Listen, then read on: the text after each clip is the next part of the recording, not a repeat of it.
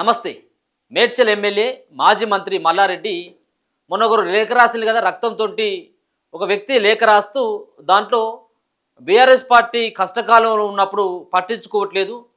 So ఉద్యమంతో మీకు సంబంధం లేకపోయినా మీకు పార్టీ టికెట్ ఇచ్చి ఎమ్మెల్యేగా గెలిపించి మంత్రిని చేస్తే ఈరోజు పార్టీని కాదని ఈ ప్రతిపక్షాలు అంటే బీఆర్ఎస్ పార్టీకి ఆపోజిట్గా ఉన్నటువంటి పార్టీల సభలు సమావేశాలు, ముఖ్యంగా రేవంత్ రెడ్డి మొన్న జరిపినటువంటి సమావేశంలో పాల్గొని అలాగే ఆ రోజు కేసీఆర్ ఫ్యామిలీ పైన కేసీఆర్ని తిడుతూ ఉంటే మౌనం వహించడం ఇది నీకు సబబు కాదు అని చెప్పేసి మొన్న ఒక లెటర్ రాయడం జరిగింది. ఇటువంటి వ్యక్తులు చాలా డేంజర్. ఇది కార్యకర్తలను పట్టించుకున్నటువంటి వ్యక్తులంతా కూడా కాలగర్భంలో కలిసిపోయినటువంటి చరిత్ర ఉంది. కాబట్టి మల్లారెడ్డిని పార్టీలకు వెళ్ళి బహిష్కరించానని చెప్పేసి కేసీఆర్కి ఉత్తరం రాసిండు. సో ఈ ఉత్తరం నేపథ్యంలో ఒక పక్కన ఆయన కాసేపటి క్రితమే మల్లారెడ్డి స్పందిస్తూ ఆ వ్యక్తి రక్తంతో రాసినట్టుగా నా దృష్టి కూడా వచ్చింది. నేను ఆ లెటర్ను చూసిన తర్వాత, చదివిన తర్వాత, విన్న తర్వాత నేను బాధపడ్డా. ఆ వ్యక్తి యొక్క అడ్రస్ ఏంటిది, వాళ్ళు ఎక్కడ ఉంటారు అన్నటువంటి వివరాలన్నీ కూడా తెలుసుకొని నేను వాళ్ళ ఇంటి దగ్గరికి పోయేటువంటి ప్రయత్నం చేస్తూ ఆయనను కూడా కలిసి అసలు వాళ్ళకు ఉన్నటువంటి ఇబ్బంది ఏంటిది అన్నటువంటి దానిపైన నేను కూడా ఆ వ్యక్తితో మాట్లాడాలనుకున్నా. ఆ రక్తంతో రాసింది అనగానే నా మనసంతా కూడా నాకు బాధ అనిపించింది. నా మనసులో నుంచి చాలా బాధ అనిపించింది అని చెప్పేసి చెప్పడంతో పాటు నేను పార్టీ సైతం కూడా నేను ఏం మారట్లేదు అని చెప్పేసి ఆ బీఆర్ఎస్ పార్టీ సంబంధించినటువంటి కండువ వేసుకొని ఆయన మాట్లాడడం జరిగింది. సో ఒక పక్కన ఇప్పటికే రేవంత్ రెడ్డి సభలో కేటీఆర్ని అలాగే బీఆర్ఎస్ పార్టీని దూషిస్తున్నటువంటి సందర్భంలో మౌనం వహించడం దేనికి అర్థం? ముఖ్యంగా ఆయన బీఆర్ఎస్ పార్టీలకు వెళ్ళి ఏమైనా బయటికి వెళ్తా ఉన్నాడా, కాంగ్రెస్ పార్టీ కండువ ఏమైనా కప్పుకోగలుగుతున్నాడా, లేకపోతే కాషాయ కండువ గిట్ల ఏమైనా మార్చబోతా ఉన్నాడు అన్నటువంటి వార్తల నేపథ్యంలో మళ్ళోసారి ఈ బీఆర్ఎస్ పార్టీకి సంబంధించినటువంటి కండువ ఏదైతే ఉంటుందో గులాబీ రంగు కండువ కప్పుకొని కొంతమంది కార్యకర్తలు నెమ్మటేసుకొని పోతుంటావు, కొంతమంది అడగడం జరిగింది. సో ఆ లెటర్ రాసిళ్ళు, ఆ లెటర్ కూడా కొంత వాళ్ళ యొక్క భావోద్వేగంతో రాసినటువంటి ఉత్తరంగా కనబడతా ఉన్నది. ఈ ఉత్తరం పైన ఏంటి సార్ మీ స్పందన అంటే, ఆయన నీ పార్టీకి వెళ్ళి ఎక్కడ కూడా మారేటువంటి ప్రయత్నం చేయట్లేదు, నేను మారను కూడా, నేను బీఆర్ఎస్ పార్టీలోనే ఉంటాను, ఏ పార్టీకి కూడా నేను వెళ్ళను. సో ఆ రాసినటువంటి ఉత్తరాన్ని కూడా నేను చదివాను అని చెప్పేసి మాట్లాడడం జరిగింది. ఆయన ఏమని మాట్లాడిందో ఒకసారి వినేటువంటి ప్రయత్నం చేద్దాం, దాని తర్వాత మాట్లాడదాం. రాసినందుకు చాలా బాధ అనిపిస్తుంది నాకు. ఎవరు అడ్రస్ కూడా రాయలేదు. తప్పకుండా నేను కలుస్తా. నేను ఆయన బాధ అంతా నేను పార్టీలోకి వెళ్ళి మారుతున్నాను బాధ. అది రాసిండు, నాకు కూడా బాధ అనిపించింది. చాలా ఇబ్బందికరం ఉంది. అడ్రస్ తెస్తే తప్పకుండా ఆయన ఇంటికి పోతుంటే తప్పకుండా ఆయన ఎట్లయినా అడ్రస్ తెచ్చుకొని పోతా. నాకు కూడా బాధ. నేను ఎక్కడ పార్టీలోకి పోతాను, ఏ పార్టీలో ఏ పార్టీలోకి వెళ్ళి ఏ పార్టీ కూడా మారతలేను అని చెప్పేసి అన్నాడు. ఇగో ఇక్కడ కండువలు కనబడతా ఉంది కదా.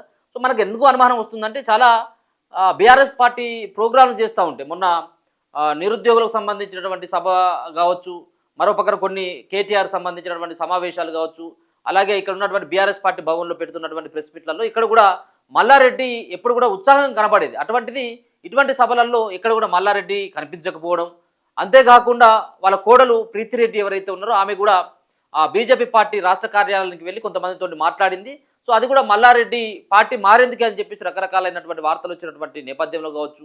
మరొక పక్కన కాంగ్రెస్ పార్టీ నిర్వహిస్తున్నటువంటి ఈ సభ ఏదైతే ఉందో, అందశ్రీ గారి యొక్క స్మృతివన సంబంధించినటువంటి శంకుస్థాపన కార్యక్రమంలో రేవంత్ రెడ్డి మీటింగ్లో పాల్గొని ఆడ కేసీఆర్ అన్నన్ని మాటలు అంటుంటే కూడా ఎక్కడ కూడా ఆయనే మౌనం వీడలేదు, ఆ స్టేజ్ని విడిచి బయటకు రాలేదు. కాబట్టి కన్ఫామ్గా పార్టీ మారబోతున్నాడు అన్నటువంటి వార్తలు వచ్చినాయి. దాని తర్వాత మరి అంతర్గతంగా ఎట్లాంటి హామీ వచ్చింది బీఆర్ఎస్ నుంచి, లేకపోయినట్లేదంటే బీఆర్ఎస్ పార్టీ నుంచి ఏ విధంగా క్లాస్ పడ్డది, ఎవరు ఆయనను గట్టిగా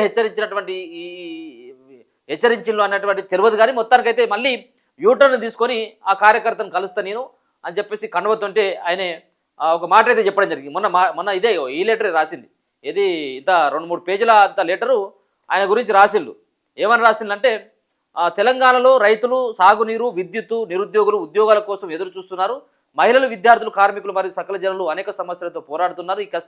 ఈ క్లిష్ట పరిస్థితుల్లో గౌరవ కేసీఆర్ గారి నాయకత్వంలో కేటీఆర్ గారు అలాగే హరీష్ రావు గారు మరియు పార్టీ నాయకులు సకల జనుల తరపున నిరంతరం కూడా పోరాటం చేస్తున్నారు. కానీ ఎట్లాంటి జెండా పట్టనటువంటి వ్యక్తి అంటే పూర్తిగా బీఆర్ఎస్ పార్టీ సరైనటువంటి అవకాశాలు ఇచ్చిన ఉద్యమ కష్టాలు ఎట్లాంటివి కూడా నువ్వు అనుభవించకుండా ఉన్నప్పటికీ కూడా బీఆర్ఎస్ పార్టీ టికెట్ ఇచ్చింది.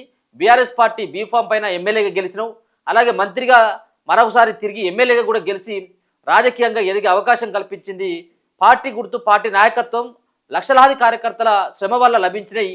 అది కూడా నువ్వు మరవద్దు మల్లారెడ్డి, తెలంగాణ జాతిపిత తొలి ముఖ్యమంత్రి రాష్ట్ర సాధకుడు అని చెప్పేసి.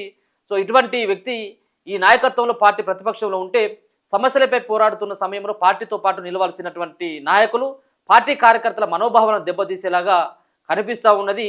సో కనిపించే చర్యలు తీసుకొని తీవ్రమైనటువంటి నిరాశకు గురి చేసిందన్నటువంటి వ్యాఖ్యలతో పాటు కార్యకర్తల మనోభావాలను గౌరవాన్ని కేవలం తన విద్యా సంస్థలో ఉద్యోగులుగా చిన్నచూపు చూస్తూ ఆ డబ్బు అహంకారాన్ని చూపిస్తూ నియోజకవర్గంలో నాయకత్వాన్ని పార్టీని బలహీనపరిచడం, పార్టీకి కార్యకర్తలే బలం, కార్యకర్తలు కలిసికట్టుగా ఉండి నాయకుడిని తయారు చేస్తారు. అలాంటి పార్టీ కార్యకర్తలను మరిచిన ఏ నాయకుడైనా చరిత్రహీనుడుగా కాలగర్భంలో కలిసిపోతాడు. పదవులు శాశ్వతం కాదు, ప్రజల విశ్వాసం, కార్యకర్తల గౌరవం చరిత్రలో నిలిచే పేరు మాత్రమే శాశ్వతం అని చెప్పేసి ఆయన ఇటువంటి 2-3 సంబంధించినటువంటి పేజీలతోటి మల్లారెడ్డి పైన, మల్లారెడ్డి వ్యవహారం పైన ఆయనే మొత్తానికైతే అటువంటి ఒక లేఖ రాసి ఇది కొంత సోషల్ మీడియాలో కూడా వైరల్ అయినటువంటి సందర్భం కూడా కనబడతా ఉంది. ఇప్పటివరకు దాదాపు 4 రోజులు అవుతున్నప్పటికీ మల్లారెడ్డి దీనిపైన స్పందించలేదు. దాని తర్వాత ఈ రోజే కాసేపటి క్రితం ఒకరు అడిగినటువంటి ప్రశ్నకు సమాధానం ఇస్తూ నేను ఆయనను కలుస్తాను, నేను కూడా ఎలాంటి పార్టీ కూడా నేను మారేటువంటి ప్రయత్నం చేయనని చెప్పేసి కూడా. సో చాలామంది మల్లారెడ్డి వ్యవహార శైలిపైన చాలా ఆగ్రహంతో ఉన్నట్టుగానే కనబడుతుంది. గతంలో కాంగ్రెస్ పార్టీ అధికారంలోకి వచ్చిన తర్వాత డీకే శివకుమార్ ఎవరైతే ఉన్నారో కర్ణాటక ముఖ్యమంత్రికి ఇప్పుడు ఉన్నటువంటి డీకే శివకుమార్ అప్పుడు ఉప ముఖ్యమంత్రిగా ఉన్నప్పుడు కాంగ్రెస్ పార్టీలోకి వచ్చేందుకు తనతో పాటు తన అల్లుడి మర్రి రాజశేఖర రెడ్డిని కూడా తీసుకొచ్చేందుకు ఆయన ముమ్మరమైనటువంటి ప్రయత్నాలు జరిపిండు. సో అప్పుడే ఈ పార్టీలకు వెళ్ళి ఆయనను బహిష్కరిస్తే బాగుండేది అన్నటువంటి అభిప్రాయాలు చాలామంది బీఆర్ఎస్ పార్టీకి సంబంధించిన కార్యకర్తల్లో వినబడతా ఉంది. ఏదేమైనప్పుడు కూడా మళ్ళీ యూటర్న్ తీసుకొని మళ్ళీ బీఆర్ఎస్ పార్టీ కండువతుంటే ఆయన కొంత అలచల్ చేసేటువంటి ప్రయత్నం చేసి మరి బీఆర్ఎస్ పార్టీ ఆయన పైన చర్యలు తీసుకుంటుందో, కార్యకర్తల మనోభావాలని మరి దెబ్బతీసేలా మాట్లాడినటువంటి మల్లారెడ్డి పైన ఎట్లాంటి చర్యలు తీసుకుంటుంది, కేవలం కార్యకర్తలే కాదు బీఆర్ఎస్ పార్టీలో ఉన్నటువంటి క్రియాశీలకంగా ఉన్నటువంటి క్రిషాంక్ సైతం కూడా ఆయన సోషల్ మీడియాలో ఒక పోస్ట్ పెట్టడం జరిగింది. మల్లారెడ్డి పైన కూడా ఆయన కొంత నెగిటివ్ కామెంట్స్ తోటి ఆయన యొక్క ట్విట్టర్ ఖాతాలో పోస్ట్ చేస్తూ మల్లారెడ్డి ఎందుకు మౌనం వహించవు, నీకు చిత్తశుద్ధి లేదా, నీకు బాధ్యత లేదా అని నేను మాట్లాడుతుంటే అని చెప్పేసి ఆయన కూడా ఆ సంబంధించినటువంటి ట్విట్టర్లో రాసుకొచ్చేటువంటి ప్రయత్నం చేశాను. సో మొత్తానికైతే మల్లారెడ్డిని క్షమించి వదిలేసినట్టుగానే కనబడతా ఉన్నది. సో మల్లారెడ్డి సేవలు కూడా బీఆర్ఎస్ పార్టీకి అవసరం, ఎందుకంటే ఆర్థికంగానో లేకపోతే ఇంకా ఒక రకంగా ఆయనకు ఇప్పుడు బీఆర్ఎస్ పార్టీ కూడా అవసరమే. సో కొంత కోపంగా ఉన్నప్పటికీ కూడా ఇప్పుడున్నటువంటి సిచ్యువేషన్లో బీఆర్ఎస్ పార్టీ నుంచి ఆయనను బయటికి పంపించేయడం ఇది సరైనటువంటి టైం కాదు కావచ్చు అని చెప్పేసి టైం కోసం బీఆర్ఎస్ పార్టీ వేచి చూస్తున్నట్టుగా మనం అర్థం చేసుకోవచ్చు. మొత్తానికైతే మళ్ళీ బీఆర్ఎస్ పార్టీలో ఉంటానన్నటువంటి ఒక క్లారిటీ అయితే ఆయన ఇవ్వడం జరిగింది. చూస్తూనే ఉండండి మన తొలి వెలుగు.